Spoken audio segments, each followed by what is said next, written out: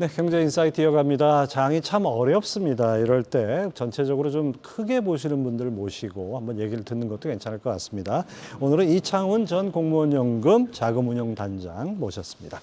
어서 오십시오. 네, 안녕하십니까. 시장 정말 어려운 것 같습니다. 그렇습니다. 네. 뭐 연초만 해도 뭐 상저하고 그래서 상반기 괜찮아가지고 하반기에는 더 좋아지는 거 아니냐 기대했는데 하반기 들어서 완전히 분위기 달라진 것 같아요. 그렇죠. 네.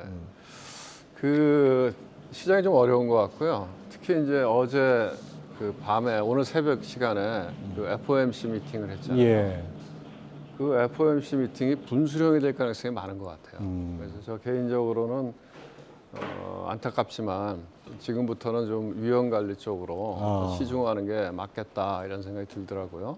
이제 FOMC 미팅을 보면서 기존에 생각했던 이제 제일 중요한 포인트가 원래 이제 그 연준 위원들이 그 점도표를 찍잖아요. 예. 이제 그거 갖고서는 이제 우리가 이제 시장에서 대충 예측을 하는데 중요한 포인트 중에 하나는 내년도에 원래는 점도표상의 금리를 보면 금리 인하를 한 4번 정도 할 것 같다. 예. 그렇게 예상을 했었는데 그렇게 따지면은 연초부터 할 수도 있는 거잖아요. 그렇죠. 그리고 이제 시장은 뭐 미국 경제는 그렇게 나쁘지 않은 상태에서 금리 인하 사이클로 들어가면 일종의 골디락스 아니냐 이런 거를 선반영한 것 같거든요. 그래서 나스닥 지수 같은 경우에는 저점에서 보면 거의 50% 가까이 올랐는데 오늘 새벽에 이렇게 점도표를 보면 내년에 4번이 아니라 2번으로 줄어버렸잖아요. 그렇게 보면은 상반기에는 금리 인하가 없다. 그렇죠. 이런 얘기거든요. 그게 굉장히 큰 영향을 준 것 같아요. 그러면서 나스닥이 꺾여버렸잖아요. 그런 맥락으로 봐서는 당분간은 시장이 굉장히 어려울 것 같다. 그래서 보수적으로 대응하면서 위험 관리가 필요하겠다 그런 생각이 들었습니다. 참 우리 주식 투자하시는 분들 참 이제 FOMC 점도표 저것도 분기마다 체크를 해야 되고 참 여러 가지로 힘들어지는 그런 상황이 아닌가 싶습니다. 자, 세태가 변화도 주식 시장도 너무너무 빠르게 변화가는 것 같습니다. 특히 이제 올 들어서 그 여름 지나면서부터는 완전히 테마 유장세 되면서 테마가 너무 빨리 바뀌어서 이게 대응이 불가능할 정도로 가고 있는데 이런 장세 어떻게 흐름 진단하십니까? 그러니까 이제 전형적인 약세장의 모습이죠. 박스권이나 이제 약세장. 그래서 어떻게 생각하면 지수 관련 대형주들이 올라갈 수 없는 상황에서 그러니까 지수는 박스권에 갇히고 그렇죠.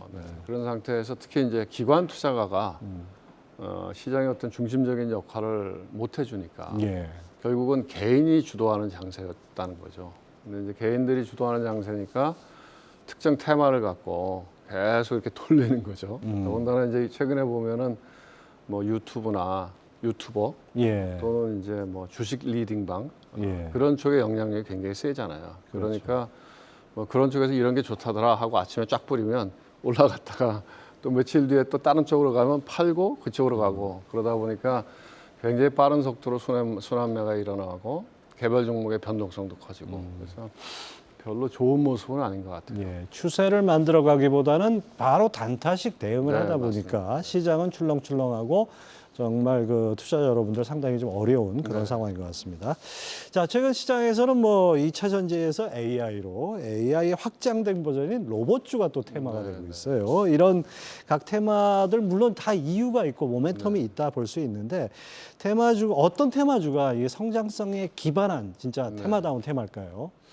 제 생각에는 뭐 셋 다 충분히 성장성을 갖고 있다고 봐야 되겠죠. 그러니까 이제 시장에서 테마주라고 하는 게 터무니없이 올라가는 건 아니고 그렇죠. 사람들이 봤을 때 스토리텔링이 납득이 됐을 때 이제 매매를 하잖아요. 이제 그런 맥락에서 보면 뭐 올해 2차 전지 관련된 주식은 굉장히 많이 올랐었죠. 또 미래의 이익까지 땡겨서 주가에 반영했다 그렇죠. 이런 얘기 굉장히 많이 많았죠. 올리고 마지막에 올라갈 때에는 사실은 좀 과도한 측면이 많았죠. 그러니까 고점 찍고 거의 50% 가까이 빠지지 않았나요? 그러니까 조정을 받은 거고.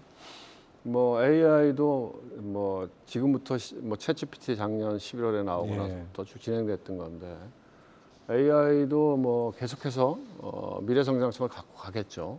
그다음에 이제 로봇이라고 하는 것도 우리 일상에 특히 이제 산업 현장 같은 경우에는 계속 도입이 될 테니까 이제 그런 부분들이 분명히 성장성이 있는 테마인 건 맞는 것 같아요. 그럼에도 불구하고 이제 투자하실 때 조심해야 되는 게 늘 밸류에이션을 봐야 된다. 그래서 기관 투자가가 주도하는 시장 같으면 좀 뭐 과도하다 싶으면 좀 팔고 예.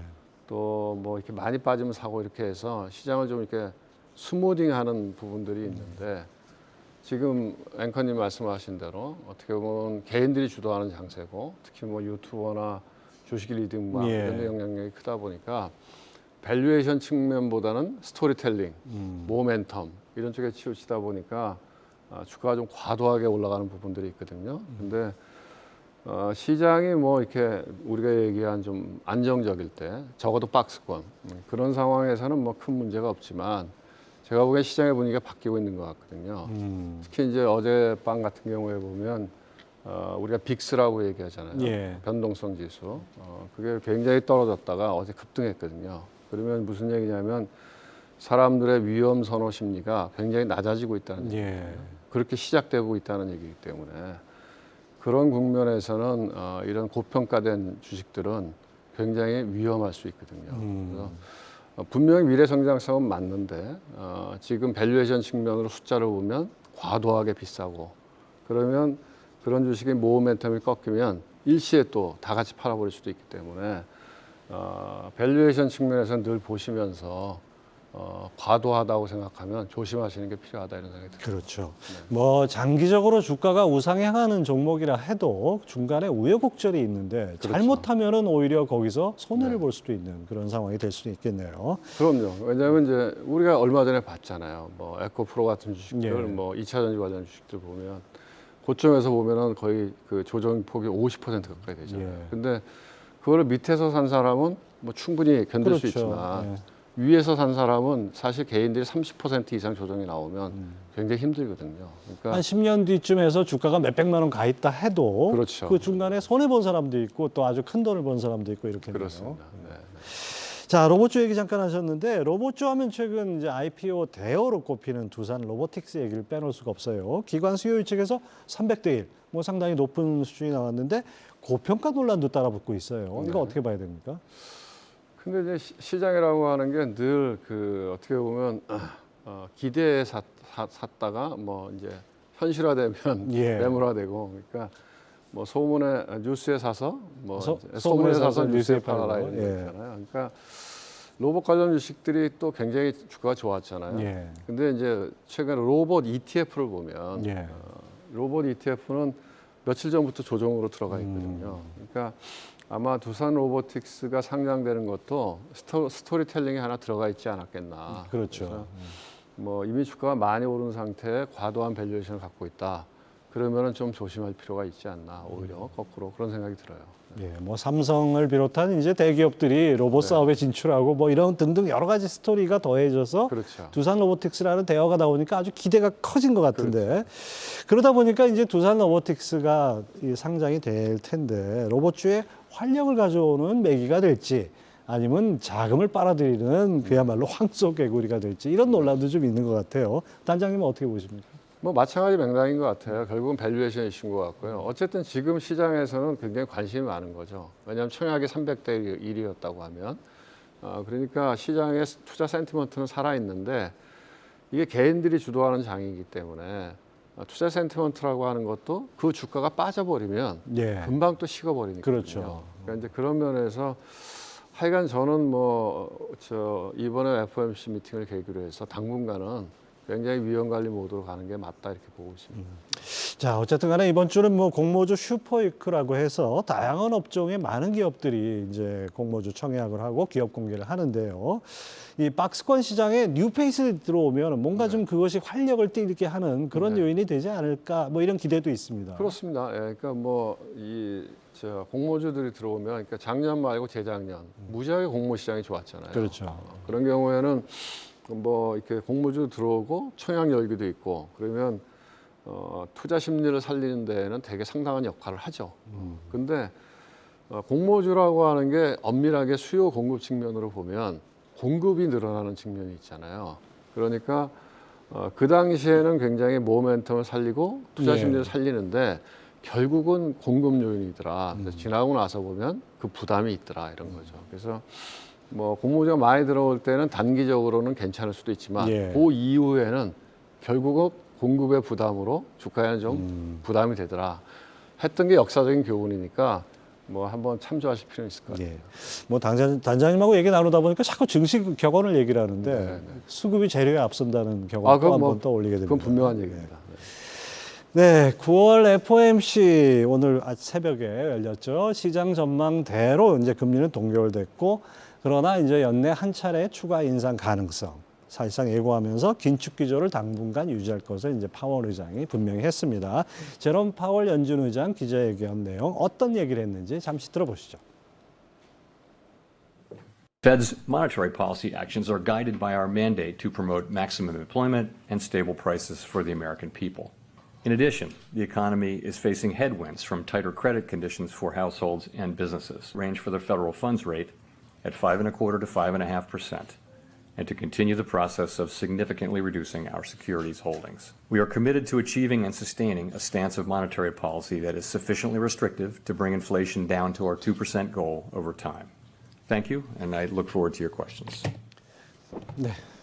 파월 의장 발언 이렇게 들어봤는데 뭐 많이 이제 보도도 되고 했는데 이 의장 발언 중에서 가장 시장에 유의미한 영향을 미친 발언이 뭐라고 보십니까? 그러니까 뭐 이미 충분히 많은 이야기가 됐겠지만 제가 보기에는 이제 첫 번째로는 제일 컸던 건 제가 보기엔 내년도에 점도표가 변화했다는 게 그게 아마 제일 컸던 것 같아요. 그러면 실질적으로 보면 실제는 아니지만 기대 측면에서 보면은 금리를 올린 거나 똑같은 효과가 있습니다. 그런 면에서 그게 제일 컸던 것 같고요. 두 번째로는 어쨌든 그 파월 의장이 이야기할 때 연준의 1차 목표는 물가 안정이다. 그런 얘기를 했잖아요. 그러면서 위험 요인에 대해서 몇 가지 이야기했잖아요. 그러니까 지금 유가 얘기도 했고, 그 다음에 뭐 자동차 파업 얘기, 뭐 등등 이야기들이 있었잖아요. 이제 그런 부분들이 아무래도 이제 시장에서는 이제는 뭐 좀 지나가고 나면 연준이 좀 이렇게 완화적인 스탠스를 취하지 않을까 하는 기대감이 분명히 있었는데, 그렇죠. 그거를 많이 이제 약화시킨 거죠. 근데 이제 제가 보기에는 왜 그럼 연준 위원들이 그렇게 파월이 이번에 조금 시장이 생각했던 것보다 더 매파적인 입장을 취했을까 생각을 해보면 최근에 다시 유가가 올라가고 있죠. 그러면은 과거에 70년도에 우리가 이야기할 때 두 번의 그 오일 쇼크가 있었고, 그때 당시에 연준이 제대로 대응하지 못했기 때문에 80년대 초에 엄청난 인플레이션이 있었고, 그때 뭐 중앙은행이 훨씬 더 강력한 정책을 취했잖아요. 그래서 뭐 금리를 20% 가까이 올리는 그런 그 충격적인 요법을 통해서 인플레이션을 잡았잖아요. 근데 그런 이 역사적인 교훈들이 있기 때문에 이번에 유가가 올라가는 모양이 나오고, 또 하나는 여전히 미국의 고용은 강하고, 그다음에 뭐 헤드라인 인플레이션은 안 떨어지고, 거기에다가 또 자동차 파업을 하면 자동차 값도 올라갈 수 있다는 그런 심리도 있고, 그러니까 연준이 그 70년대 교훈이 있었기 때문에 조금 더 여기서 우리가 고삐를 안 죄야 되겠다는 생각을 했던 것 같아요. 근데 이제 걱정이 되는 거는 늘 이제 어떻게 보면 금리 인상 사이클의 끝에서 뭔가 연준이 판단을 잘못했을 때 그 후에 경기 불황이 왔던 케이스가 많거든요. 그렇죠. 그러니까 이제 그런 것들에 대한 걱정 이런 것들이 시장에서 일시적으로 몰려 나온 게 아닌가 이런 생각이 들고요. 또 하나 이제 저희가 그 관심을 봐야 되는 게 미국의 국채 금리거든요.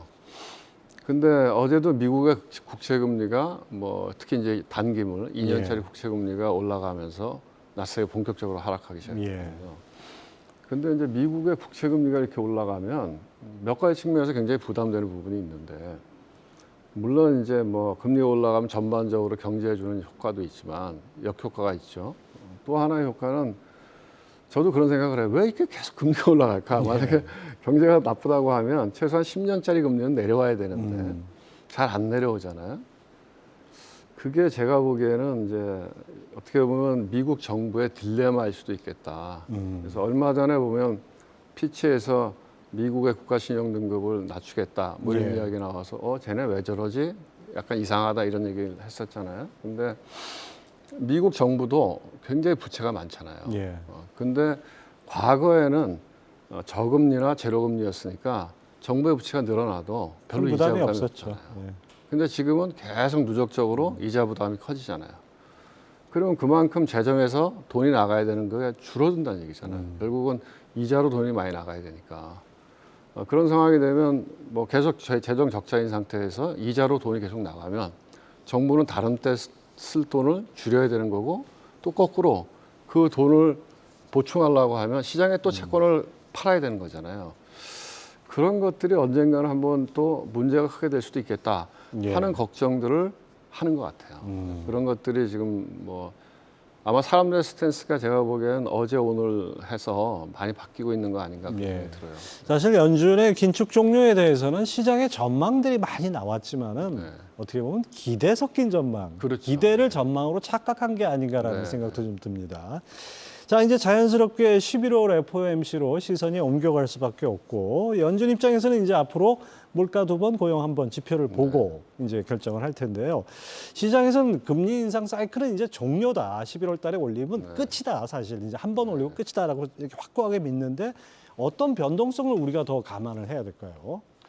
그러니까 이제 지금 앵커님이 얘기한 대로 결국은 물가와 고용일 텐데요. 특히 물가일 텐데 그 물가에 영향을 주는 뭐 여러 가지 요인들 중에서 아무래도 유가가 크잖아요. 예. 그러니까 물론 이제 헤드라인 뭐 CPI 영향은 크지만 어제 파월 의장도 얘기했지만 우리는 뭐 헤드라인보다는 이제 코어 인플레이션을 보겠죠. 그런 측면에서는 유가의 상승이라고 하는 게 단기에 그친다고 하면 뭐 연준의 금리 정책에 그렇게 크게 영향을 주지는 않을 것 같긴 해요. 근데 만약에 유가가 90불 근처에서 계속 스테이한다.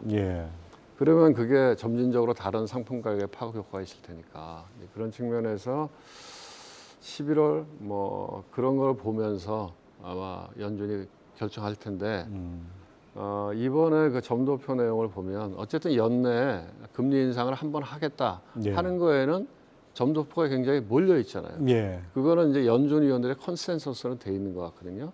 내년도는 굉장히 입장이 다른데 올해 한번 올릴 수 있다는 거에 대해서는 여차하면 올리겠다는 건 거의 확률이 50% 이상이다. 이렇게 저는 네, 저희 그림에 보이시듯이 이제 맨 앞에 있는 거는 거의 동일하게 그렇죠. 같은 수준으로 이제 몰려 있는데 갈수록 이게 벌어져 있어요. 네. 지금 말씀하신 대로입니다.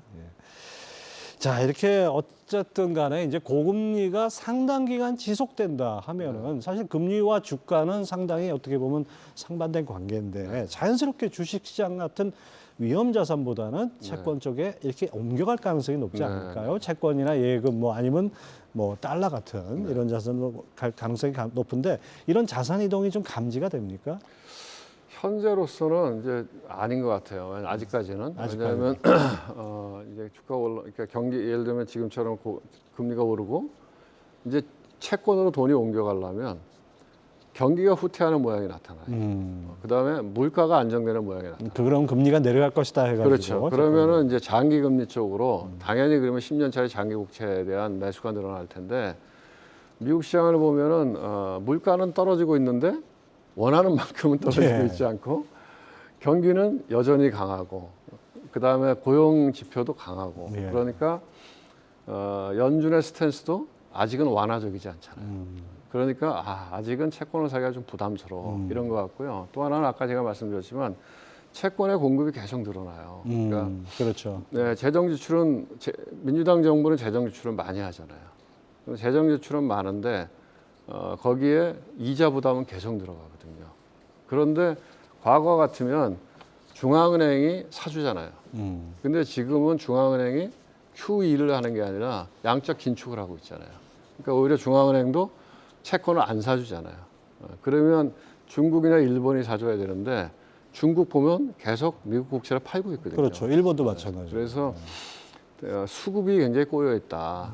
근데 이제 제가 보기에는 만약에 여기서 경제 지표가 하강하는 모양이 나오면 그러면 사람들이 자금들을 주식이 사실 비싸잖아요. 특히 미국 주식은 밸류에이션이. 그러면 아마 주식을 팔고 장기 국채 쪽으로 옮겨갈 가능성은 많이 있다는 생각이 들고요. 달러 같은 경우에도 지금 뭐 상반기에 대부분의 사람들이 많이 이야기한 게 달러 약세 이야기를 했죠. 특히 원 달러에서는 뭐 훨씬 더 강한 톤으로 얘기했는데 지금 오히려 뭐 달러가 견조하잖아요. 달러 인덱스 105대예요. 네, 그러니까 그게 쉽게 안 꺾일 것 같아요. 그래서 저는 달러를 사는 거는 좀 안전 자산을 사는 거는 좀 의미가 있겠다. 그러니까 뭐 달러나 금 이런 예. 것들은 왜냐하면 내 자산을 지키는 측면에서. 근데 지금 원 달러를 보면 지금 이제 기준금리가 우리나라하고 미국하고 2% 차이잖아요. 그리고 그냥 상식적으로 생각했을 때 누가 한국 국채를 가지려고 그러겠어요? 예. 미국 국채를 가는 게 낫지. 그렇죠. 누가 봐도 미국 국채가 한국 국채보다는 안전한데 금리도 2%를 더 준다. 그러면 당연히 미국 국채를 살려고 그러겠죠. 그러니까 달러 강세 기조가 쉽게 꺾일 것 같지는 않다 이렇게 보여요. 전반적으로 분위기가 확 좀 약간 가라앉는 그런 분위기인데 한 가지만 더 짧게 여쭤보겠습니다. 연초에 이제 상저하고 전망을 했는데 지금 봐서는 그게 좀 어긋날 가능성이 높은데 이 전망이 그대로 유지가 되려면 어떤 것이 좀 뒷받침돼야 될까요? 그래서 우리나라 코스피 측면에서 보면 뭐 제일 중요한 건 이제 첫 번째는 이제 미국이 어떠냐가 사실 중요해요. 예. 그냥 글로벌 시장을 결정하는 그렇죠. 예. 어떻게 보면 기축통화국이고 또 미국의 주식시장의 시가총액이 전 세계 시가총액의 50%가 넘기 때문에 미국에서 어떻게 되느냐가 중요하고 거기에 따라서 뭐 우리가 이야기하는 변동성 지수나 또는 이머징 마켓 인덱스 이런 것들이 같이 움직여줘야 되는데 우리나라 입장에서 보면은 뭐 그런 환경적인 부분과 그다음에 중요한 포인트는 반도체가 살아나야죠. 우리가 가장 주력 수출 품목 중에 하나가 반도체인데 결국 중국인가요? 뭐 중국도 그렇고요. 근데 이제 반도체가 좋아질 거라는 얘기만 있고 기대감이 있는 거지 아직 적자잖아요. 그렇죠. 그러니까 그런 상태에서는 이 시장이 살아나긴 쉽지 않은 거죠. 기대 시기를 조금씩 늦춰야 되는 그런 상황이 아닌가 싶습니다. 앞으로 좀 쉽지 않은 장세지만 아무튼 잘 해야 될 것 같습니다. 자, 이차훈 전 공무원연금 자금운용단장 함께 얘기 나눠봤습니다. 말씀 감사합니다. 네, 고맙습니다.